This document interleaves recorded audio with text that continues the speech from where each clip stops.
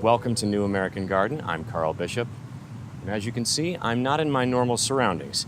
In fact, my gardens are asleep for the winter, so I decided to jump on a plane, come down to Miami Beach, and visit one of my favorite spots here, the Miami Beach Botanical Gardens.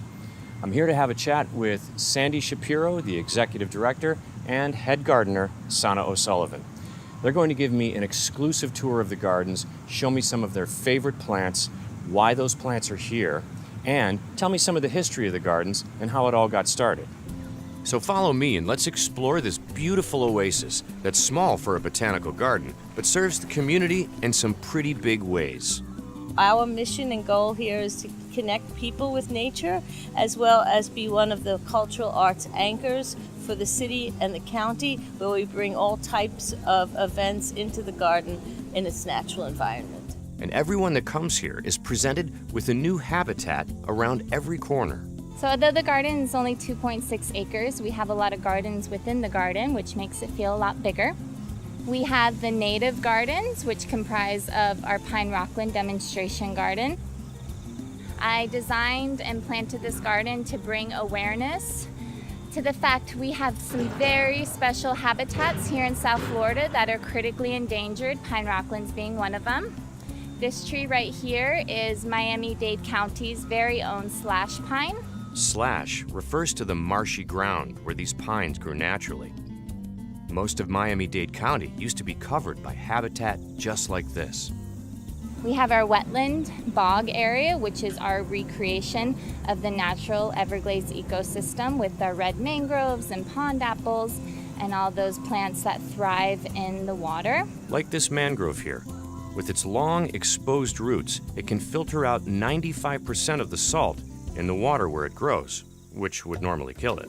As the garden was originally part of a golf course back at the turn of the last century, Carl Fisher, one of our founders of the city of Miami Beach, built the Carl Fisher Golf Course as an enhancement for the hotels. There used to be gondolas that went down the Collins Canal to take them to the original clubhouse, which is still in existence and is being refurbished next to the conventions, what is now the convention center.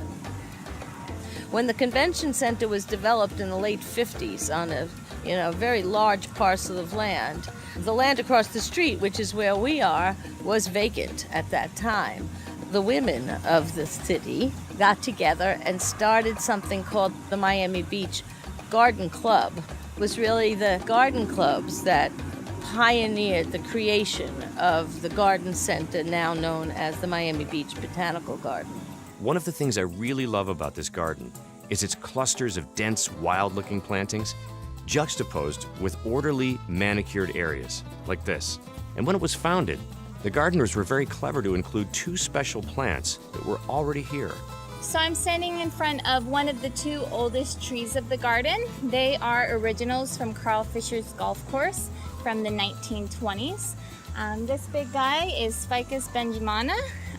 He is really wonderful. He has these really big aerial roots that can hold him steady during big storms and is one of our favorite specimens of the garden. The other one is a sea grape tree, multi-trunk, really large. You'll see those all over the dunes of South Florida, and the birds just love their little grapes when they flower and fruit. Besides being a beautiful place to come to and relax and just be inspired, the Miami Beach Botanical Garden also helps the community in another important way.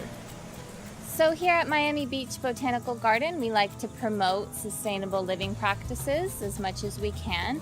One of the major components of that is our community compost hub, where anybody from the community can drop off their food scraps, in which we process into really nice fertile soil for the garden, and we give back to the community.